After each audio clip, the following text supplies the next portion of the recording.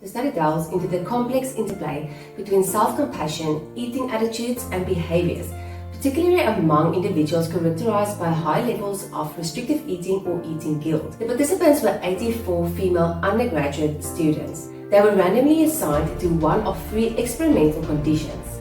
The first group were preload self-compassion condition, the second group were preload no self-compassion condition, and then the third group with no preload control condition. Donuts were selected as a preload because they represent a forbidden food for rigid restrained eaters and should induce guilt among people who feel guilty when eating unhealthily. Participants were asked not to eat for 2 hours before their session. They were then seated at a table facing a television and also drink a glass of water to induce a feeling of fullness. Next, they were instructed to choose and eat one of 2 donuts while watching a video. This was done to ensure that all participants consumed the same amount. After a brief interval, participants in the preload self-compassion condition were given a self-compassion induction by the researcher.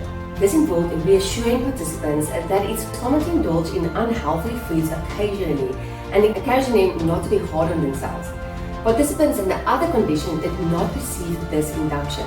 10 participants were presented with a tray of unwrapped candies and asked to rate their taste, texture, and goodness. They were informed they could eat as much candy as they liked, while they had to complete a final questionnaire paper.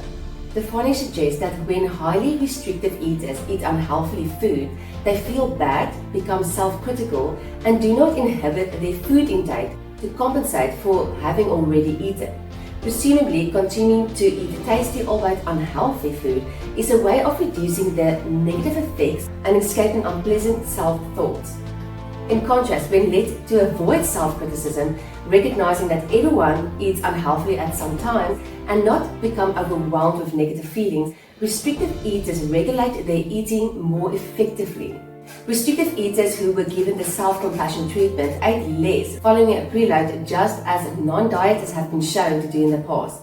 This suggests that negative self-evaluated thoughts contribute to restrictive eaters' inability to control their eating. In simple terms, the study shows that being kinder to yourself, called self-compassion, could help people eat better, especially if they usually stick to strict diets. This means that being gentle and understanding with yourself about food, rather than condemning yourself about what you ate, could help you control your eating habits better, making it easier to stay on track.